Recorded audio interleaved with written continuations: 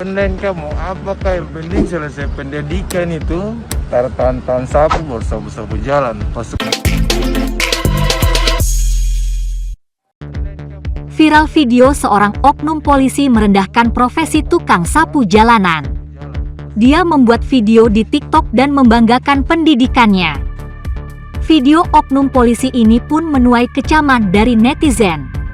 Mereka mengkritik oknum polisi tersebut karena merasa kelas sosialnya sudah begitu tinggi setelah bergabung dengan kepolisian. Kenapa bodoh begitu bodoh baru rekam lagi ke pinggir? Oh, dia dapat tindak sana.